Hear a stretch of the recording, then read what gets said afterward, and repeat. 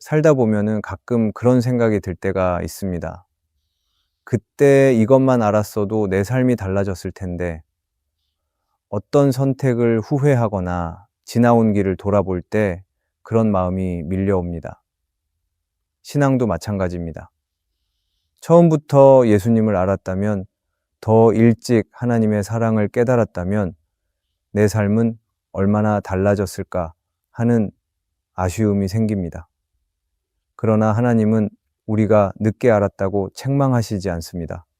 오히려 지금이라도 깨닫고 돌아오기를 기다리십니다. 그래서 오늘은 지금이라도 꼭 알아야 할 진리를 함께 나누려 합니다.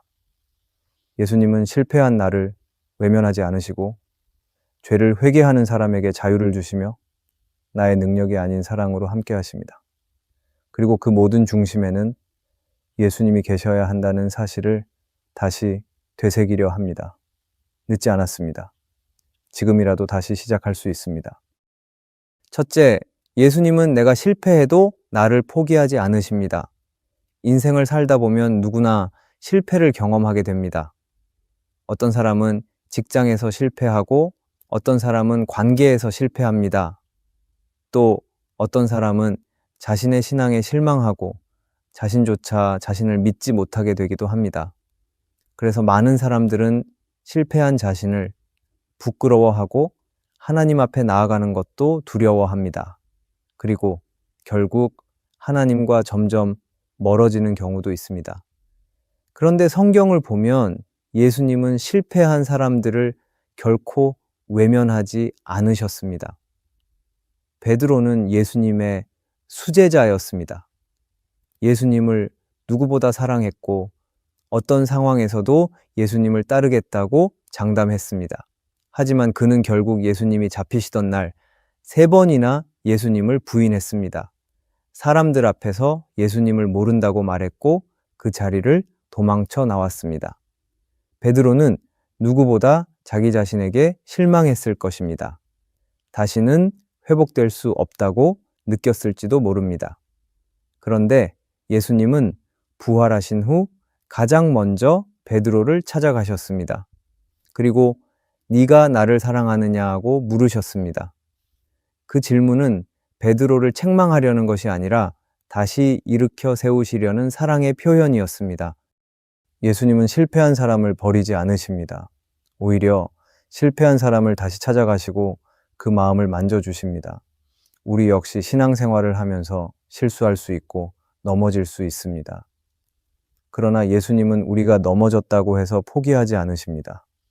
오히려 그 실패를 통해 더 깊은 은혜를 경험하게 하십니다. 실패한 순간에도 하나님은 여전히 나를 바라보고 계시고 다시 시작할 수 있도록 손 내밀고 계십니다. 우리는 종종 실수한 자신을 향해 지나치게 엄격해지고는 합니다. 스스로에게 화가 나고 이 정도 믿음이면 이제는 안 넘어져야 하는데 라고 생각합니다. 기도를 하다가도 마음속에서 내가 이런 상태로 무슨 기도를 하겠어 라는 생각이 올라옵니다. 말씀을 읽으려다가도 지금 내가 무슨 낯으로 하나님 말씀을 읽나 라는 마음이 생깁니다.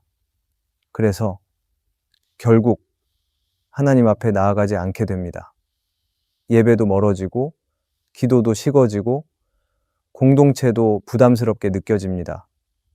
그런데 그 시작은 내가 실수했기 때문에 하나님이 나를 멀리 하실 거야 라는 오해에서 시작됩니다.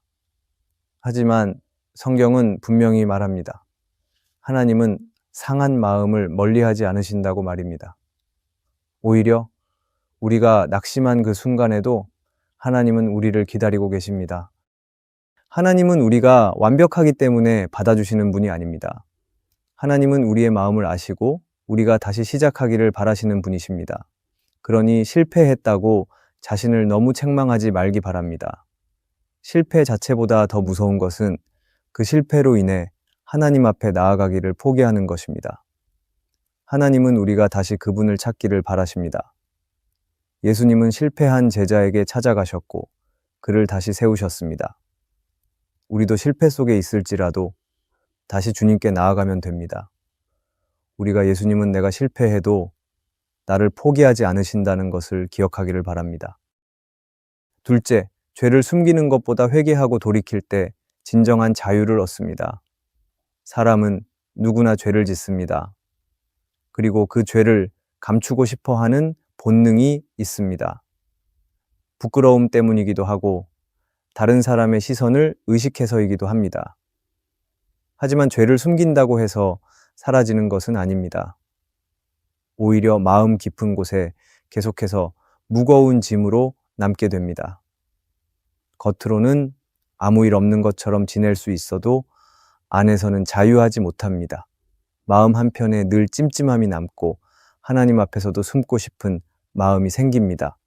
그래서 점점 기도도 멀어지고 예배도 부담스러워지고 결국 신앙의 중심이 흔들리게 됩니다. 성경에는 죄를 숨기려다 더 큰 고통을 겪었던 인물이 나옵니다. 바로 다윗입니다.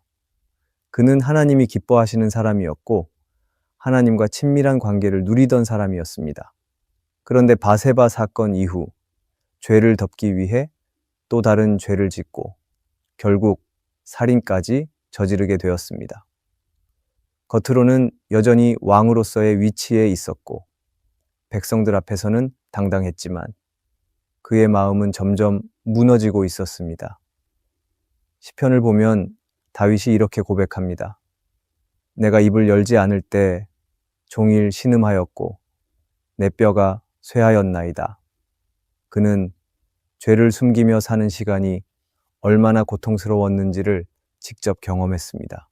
하지만 다윗은 결국 회개합니다. 자신의 죄를 정직하게 하나님 앞에 내어놓습니다. 그리고 하나님은 그런 다윗을 다시 회복시키셨습니다.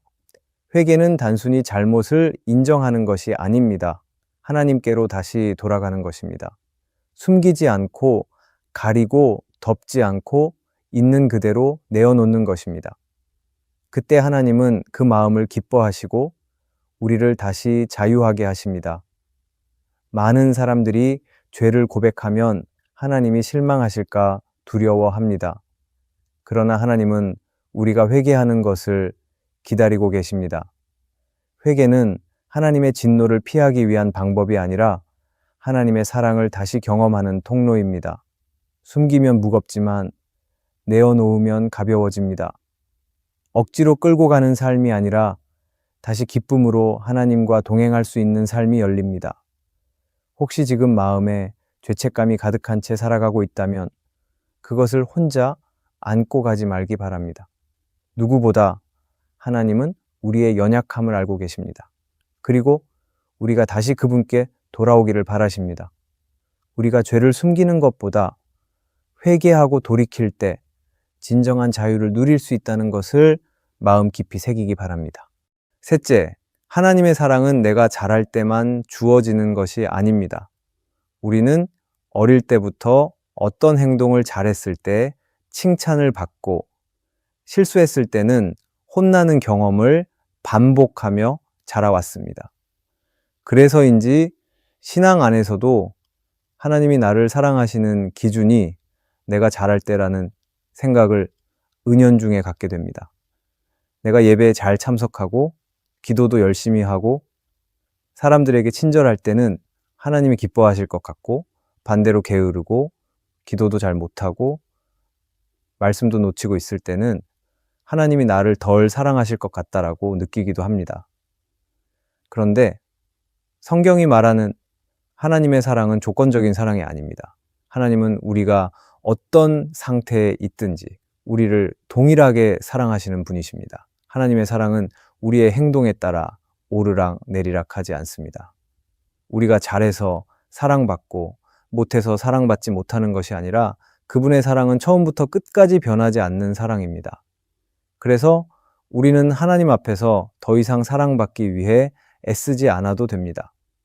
이미 하나님은 우리를 가장 깊이, 가장 완전하게 사랑하고 계십니다. 예수님이 비유로 말씀하신 탕자의 이야기를 떠올려 볼 수 있습니다. 작은 아들은 아버지의 재산을 미리 달라고 요구했고 먼 나라로 가서 허랑방탕하게 다 써버렸습니다. 그리고 모든 것을 잃고 나서야 비로소 아버지를 떠올리게 됩니다. 그는 이렇게 생각합니다. 나는 아버지의 아들이라 불릴 자격이 없으니 종이라도 되게 해달라고 말해야겠다. 그는 자신이 아버지의 사랑을 받을 자격이 없다고 여겼습니다. 그런데 아버지는 그런 아들을 멀리서부터 달려가 안아주고 옷을 입히고 손에 가락지를 끼우고 잔치를 열어줍니다. 조건은 아무것도 없었습니다. 그저 돌아오기만 해도 아버지의 사랑은 여전히 거기 있었습니다. 하나님은 오늘 우리에게도 같은 마음으로 기다리고 계십니다. 내가 무언가를 잘했기 때문이 아니라 내가 그분의 자녀이기 때문에 사랑하십니다. 실수했을 때도, 믿음이 흔들릴 때도 하나님은 우리의 마음이 다시 그분께 향하기만을 기다리고 계십니다. 우리는 사랑을 받기 위해 애써야 하는 존재가 아니라 이미 사랑받고 있는 존재라는 사실을 잊지 않아야 합니다. 그래서 신앙생활이 무거워질 때마다 다시 기억해야 합니다. 내가 지금 하나님께 드릴 수 있는 게 아무것도 없는 것 같고 신앙이 자꾸만 흔들리는 것 같을 때에도 하나님은 여전히 나를 사랑하신다는 이 사실을 마음에 되새겨야 합니다.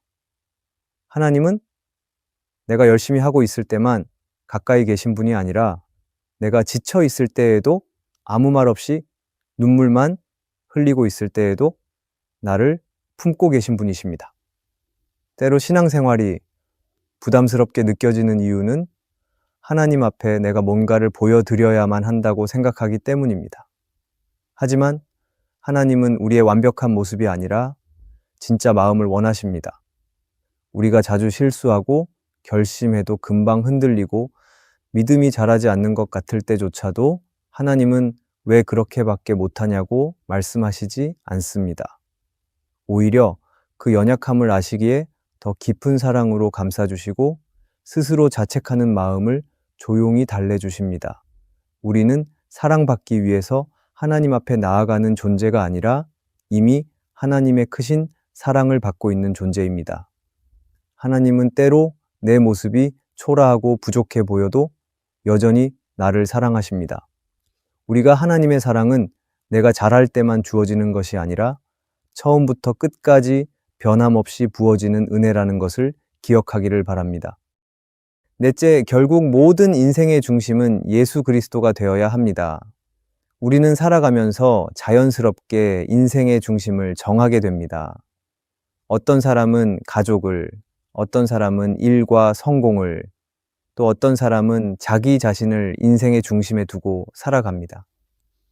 믿는 사람도 예외는 아닙니다. 신앙생활을 한다고 해도 실제로는 예수님이 아닌 다른 것들이 중심이 되어 있는 경우가 있습니다. 겉으로는 신앙을 말하고 예배에 참석하지만 마음속 깊은 곳에서는 예수님보다 더 중요하게 여기는 것이 자리하고 있을 수 있습니다. 그러나 성경은 우리가 누구를 중심에 둘 때 진정한 생명이 흘러나오는지를 분명하게 보여줍니다. 바울은 자신의 삶의 모든 것을 예수님을 아는 것에 비하면 배설물로 여긴다고 고백했습니다. 이전에는 율법을 잘 지키는 삶, 사람들의 인정을 받는 삶이 그의 중심이었지만 다메섹 도상에서 예수님을 만난 후 그 모든 것이 무너졌고 그 자리에는 예수님 한 분만이 남았습니다. 바울은 그 이후로 자신이 사는 이유, 사역의 동기, 심지어 고난조차도 오직 예수님을 위해서라고 고백했습니다. 우리는 신앙생활을 오래 하다 보면 예수님보다 잘 믿는 사람처럼 보이는 것에 더 신경 쓰게 될 때가 있습니다. 그러나 중심이 예수님이 아닌 순간 우리의 신앙은 껍데기만 남게 됩니다. 예수님을 중심에 두는 삶은 단순히 종교적인 열심이나 의무감으로 사는 것이 아니라 매일 예수님을 바라보며 그분의 음성에 귀 기울이고 그분의 사랑에 반응하며 살아가는 삶입니다. 존 파이퍼는 하나님을 기뻐하라에서 이렇게 말합니다. 예수님이 우리의 중심이 되실 때 우리는 가장 깊은 기쁨을 누리게 됩니다. 왜냐하면 인간은 하나님 안에서만 진정한 만족을 찾도록 창조되었기 때문입니다. 우리의 삶이 무의미하고 지쳐갈 때 그것은 어쩌면 예수님이 중심에서 밀려나 있는 신호일 수 있습니다. 예수님이 계시지 않는 신앙은 결국 공허할 수밖에 없습니다. 우리는 신앙의 목표를 세우고 열심히 달려가고 있지만 그 여정 가운데 늘 점검해야 할 것은 지금 내 신앙의 중심에 예수님이 계시는가입니다. 내 기도의 중심에, 예배의 중심에, 사역의 중심에 예수님이 계시는가를 살펴봐야 합니다. 그 중심이 흐려지면 신앙은 곧 형식으로 바뀌고 영혼은 점점 메말라 갑니다. 삶이 흔들릴수록 마음이 무거워질수록 우리는 더 깊이 예수님께 나아가야 합니다. 예수님만이 우리 영혼을 다시 살리고 다시 기쁨과 생명을 주시는 분이십니다. 그래서 결국 우리의 인생이 새로워지기 위해 반드시 기억해야 할 한 가지는 모든 삶의 중심이 예수님이 되어야 한다는 사실입니다. 그 중심을 잃지 않을 때 우리는 어떤 상황에서도 다시 살아날 수 있습니다. 믿음은 완벽한 걸음을 걷는 것이 아니라 넘어졌을 때 다시 일어나는 용기입니다. 그 용기는 나의 의지에서 나오는 것이 아니라 나를 포기하지 않으시는 예수님의 사랑을 기억할 때 생겨납니다. 그러므로 지금 어떤 상황에 있든 다시 그분을 향해 마음을 열기 바랍니다. 내 인생의 무게를 혼자 감당하지 말고 예수님의 사랑 안에 머물기 바랍니다. 그때 우리는 깨닫게 될 것입니다. 인생의 많은 순간이 실패처럼 보여도 하나님 안에서는 모두 다시 시작할 수 있는 기회였다는 것을 예수님은 오늘도 우리를 중심으로 다시 부르십니다. 오늘의 말씀이 은혜가 되셨다면 댓글에 아멘이라고 적어주시면 감사하겠습니다. 여러분들이 남겨주시는 댓글은 정말 큰 힘이 됩니다. 그리고 여러분들이 눌러주시는 좋아요와 구독도 큰 힘이 됩니다. 오늘도 함께 해주셔서 감사합니다. 기도하겠습니다. 하나님 아버지, 저희가 인생의 많은 순간들 앞에서 후회와 아쉬움을 품고 있을 때 주님은 저희를 책망하지 않으시고 다시 일어설 수 있도록 손 내밀어 주시는 분이심을 믿습니다. 우리가 실수하고 넘어질지라도 하나님의 사랑은 변하지 않으며 여전히 우리를 기다리고 계신다는 사실을 잊지 않게 해주시기 바랍니다. 신앙생활이 무거워질 때마다 주님의 사랑을 다시 기억하게 하시고 다시 시작할 수 있는 용기와 믿음을 허락해 주시기 바랍니다. 우리의 중심이 예수님이 되기를 원합니다. 그 어떤 상황 속에서도 주님을 바라보며 사랑받는 자녀로서 담대히 살아가게 해주시기 바랍니다. 예수님의 이름으로 기도합니다. 아멘.